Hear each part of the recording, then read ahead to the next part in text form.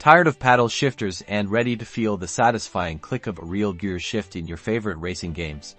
Let's get that Logitech shifter connected to your PC. First, make sure you have a compatible Logitech shifter.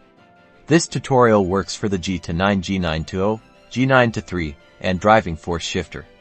Grab the USB cable that came with your shifter, or a standard USB 2.0 or 3.0 cable will also work.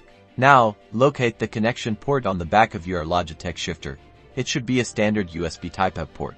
Carefully plug one end of the USB cable into the port on the back of your shifter. Next, plug the other end of the USB cable into an available USB port on your computer. It's generally best to plug it directly into your PC and avoid using a USB hub, at least for initial setup, to ensure sufficient power.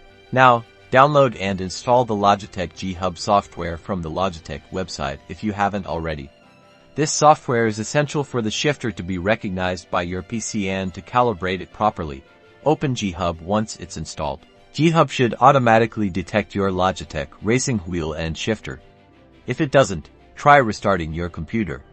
Once detected, click on your racing wheel and G HUB. Navigate to the settings or controls section for your wheel. You should see options related to your shifter. You may need to calibrate the shifter or assign gears within the G HUB software.